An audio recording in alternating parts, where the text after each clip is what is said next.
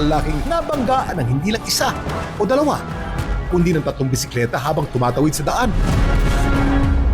Hindi yung porket bisikleta binabasta-basta lang ha. Dahil makalipas ang 8 taon, si tatay lubog pa rin sa tinamong aksidente.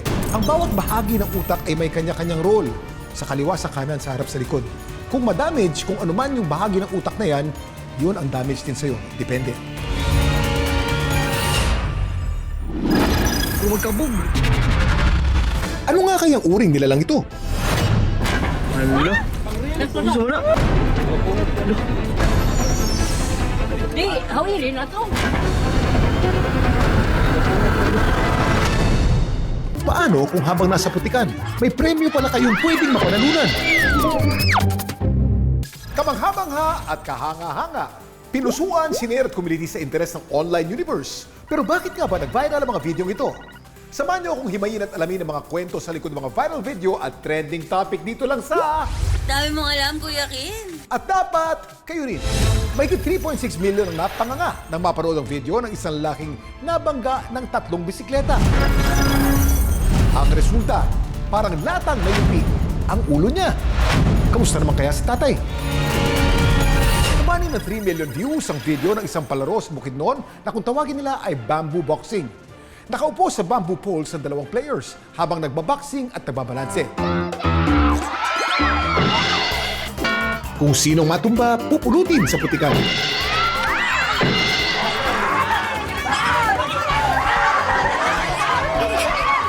Kakasaba kayo.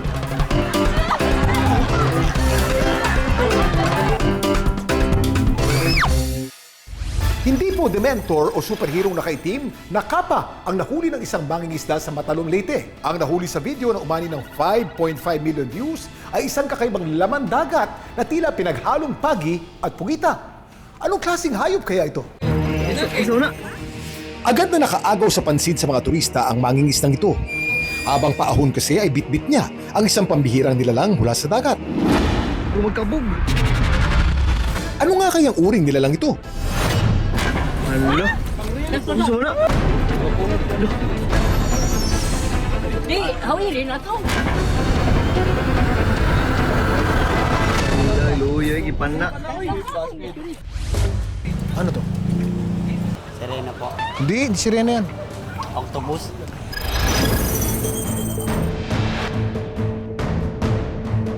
Ang videong ito ng isang kakaibang lamang dagat.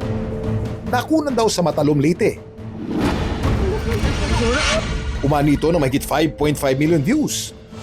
Gusto na. Okay, punta nga rin. Magkabog. Sa video, makikita ang isang mangingisda na umaahon mula sa dagat. Kapansin-pansin ang hawak niyang laman dagat na kulay brown at parang palutang-lutang na tela. Hala. Gusto na. Pero nung palapit na itong iahon ng mangingisda, bigla itong naglabas ng itim na likido. Nakamamangha ng kakaibang nilalang na nahuli ng mangingisda sa video. Halata naman sa comment section ng video ang pagkadismaya ng mga netizens. Sana po, pag ganitong rare ay huwag na nating hulihin. Respeto na lamang po sa karagatan na nagbibigay sa atin ng biyaya. Sana di nyo na lang ginalaw. Kakahiya naman, halos lahat na lang hinuhuli. Kahit hindi sigurado na pwedeng hulihin, huhulihin. Kakahiya! Pero ano nga bang nilalang ang nahuli ng mangingisda? Papatingin ko sa'yo. Nantiba mo. Yan.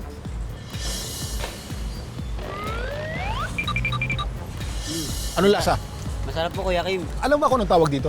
Ano po, Kuya Kim? Hindi ko po alam, Kuya. Takoyaki. Base sa natikman mo, ano yan? May octopus po. Octopus. Galing! Matandang octopus o baby octopus? Baby octopus po. Daghan kay kang naibawaan, Kuya Kim. Ang uploader ng video na si Mark, laking gulat din sa nahuling pugita nung oras na yun. Nakita lang namin doon sa port papuntang Canigao na may maraming tao. Tapos nakita ko yung fisherman na may daladalang maitim. Gusto na. Nung unang nakita ko yung nilalang, para siyang pagong kasi malaki, tapos maitim. Wala akong ideya kung anong nilalang yon. Hala, luya, ipan na. Hindi ako natakot, pero nag-alala ako sa nagpana kasi baka anong mangyari sa kanya. Kasi hindi natin alam kung anong dinadala niya. Pero ang mga tao nangangamba rin sa pagkahuli ng kakaibang pugita. May sinabi yung matanda na ano daw, pag yung nilalang na yan pumunta ng ano, tabing dagat, may mangyayari daw kalamidad. Magkabog. Ano nga kayang uring nilalang ito? Hala. Gusto mo na?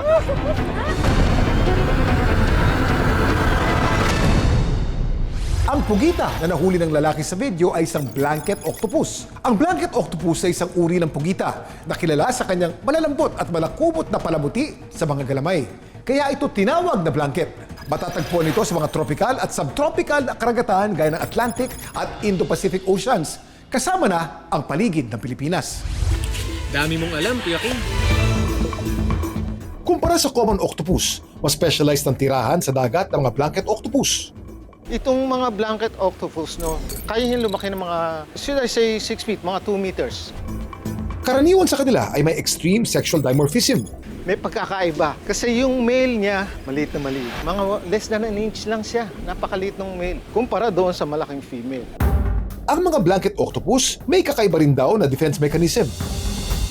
Bukod sa paggamit ng malakubot nitong galamay, ang blanket octopus ay nagkakabit daw ng tentacles sa kinakain nila mga jellyfish bilang panlaban. Solitary at sobrang ilap din ng mga blanket octopus. Gusto mo na? Bakit sila napapadpad doon sa mas mababaw? Hindi natin masabi kung ano talaga yung exact reasons, pero probably hindi na niya makontrol yung kanyang paglangoy. Nadala siya ng tidal, yung current papunta sa pangpang. Hindi naman natin masabi na ganun, merong bad omen or good omen na mangyayari, but it could be in a way na merong something that disturbed them sa ilalim that made them na pumunta sa mababaw. Ang blanket octopus din daw ay may papel na ginagampanan sa kalikasan. Sila rin ay kumakain ng iba't ibang laman dagat, nagko-control ng population din. Kaya mas mabuting hayaan na lang sila at pagmasdan. Bihira lang yan, take photographs, take video, kasi mainam na ma-document yan dahil kukunti lang ang nakakaalam. Ang kakaibang nilalang tulad ng blanket octopus, amazing sa itsura pa lang. Kung minsang ma-encounter ninyo ang malakupot nitong mga galamay, mas mabuting hayaan na lang at pag-aralan. Dahil kapag mas nakilala at natuto tayo tungkol sa kanila, mas malalaman natin kung paano sila mapoprotektahan. Ngayon nagsisimula ng umulan-ulan.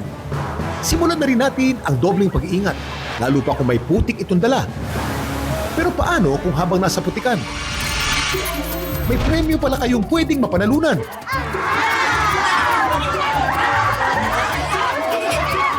Kakasama kayo.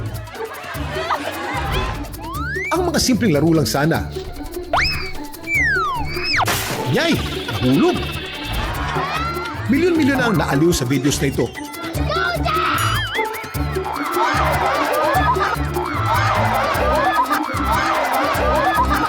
Ayan tayo eh. Tawag-tawa yan.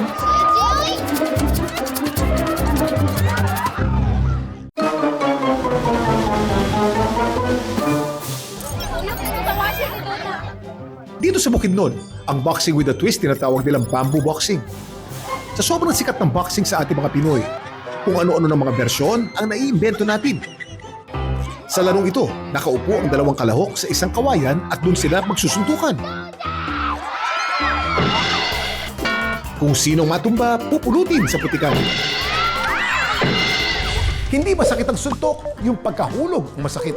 Takaw sa disgrasya yan, ingat! Magaling! Yung isa, nakakatawa. Umabot na sa 3 million views ang video na yan. Pero itong susunod, hindi magpapahuli sa wakbakan. 10 million views lang naman ang meron to. Luksong baka gone wrong. Iba talaga kapag true friend, no? Napakasarap talaga lumaki sa probinsya. Paglaki sa probinsya, malakas ang katawan. At kahit malakas sa kanin, may abs, pansinin nyo. Dami mong alam, Kuya Kim. Itong susunod na video, mahigit 20 million views lang naman.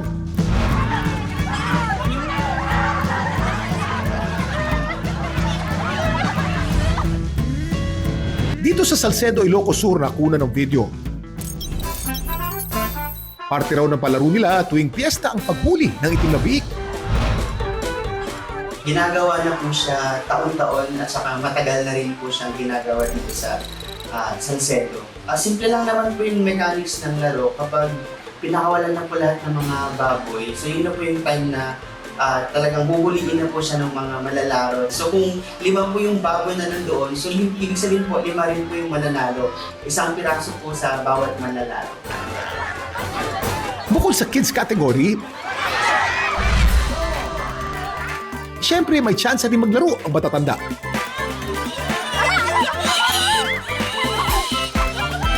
Wala silang technique na ginagawa, kalakasan lang at pabilisan ng paghuli. Naabangan po lagi dahil po masaya po siya, nagka-enjoy po. Mag-enjoy ka na, magkakaprendo ka.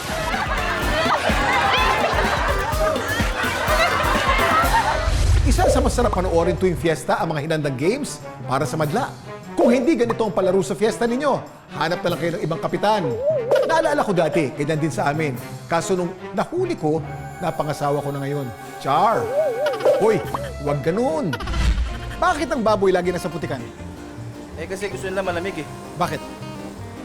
Makapal ang balat Tama ba? Parte na talaga ng buhay ng ibang hayop ang putik, katulad na lang ng mga baboy at kalabaw. Bukod sa paraan nila, ang paglublob sa putikan para mag-cool down, nakakatulong din ang putik para hindi sila napuan ng mga insekto. Dami yung alam, Kuya Kim. Mas galit pa! Parang OG Diaz. Mas galit pa! Dami yung alam, Kuya Kim. Mas galit pa! Dami yung alam, Kuya Kim. Nakakatuwa mang panoorin, hindi maiiwasan na pwede pa rin maaksidente sa putikan.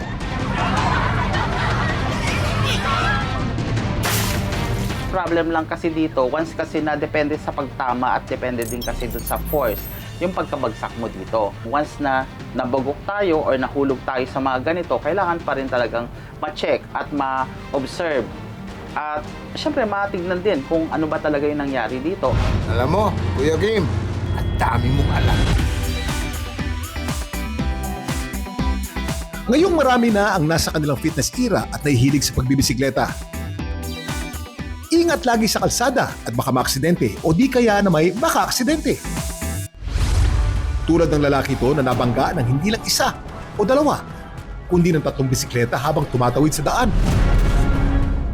Hindi yung porket bisikleta binabasta-basta lang ha, dahil makalipas ang 8 taon, si tatay lubog pa rin sa tinamong aksidente. Ang bawat bahagi ng utak ay may kanya-kanyang role, sa kaliwa, sa kanan, sa harap, sa likod. Kung madamage, kung anuman yung bahagi ng utak na yan, yun ang damage din sa'yo. Depende.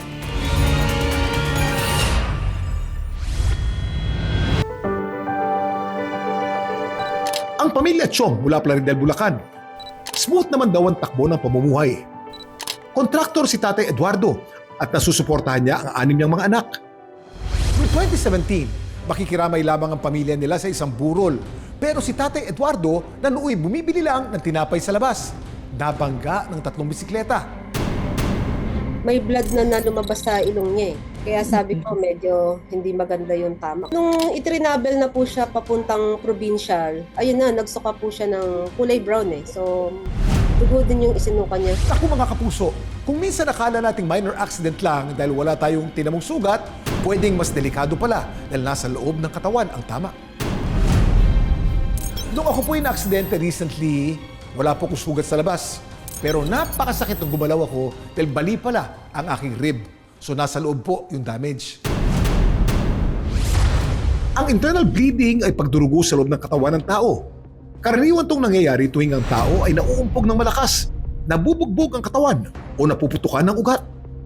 It can be because of a blunt force or a penetrating force. Now, the thing about a skull fracture is you usually have it, although it can actually resolve on its own. So binabantayan lang natin yung fracture. Ang nagiging problem natin with a skull fracture is usually yung hematoma or yung dugo na namumuo sa loob ng ulo. Pag lumalaki yung pagdurugo sa ulo, nako-compress ang blood vessels natin that supplies blood to the brain. And when that happens, it leads to cell death. Masakit yan ka? Pag ginawakan? Dahil sa sinapit ni Tatay Eduardo, 3 buwan ang inabot bago siya nagising. At ang ulo niyang lubos na tinamaan, nabasagan daw ng bungo. Sumailalim siya sa surgery para alisin nang sa gayon ay maghilom ang namamaga niyang utak. Pero nang magising si tatay, hindi raw ito makaalala at makapagsalita. Almost 1 year bago siya makakilala. And then, ang sabi po kasi talaga ng doktor, makakapagsalita siya or makakapagkamalay talaga siya once na naibalik yung buo.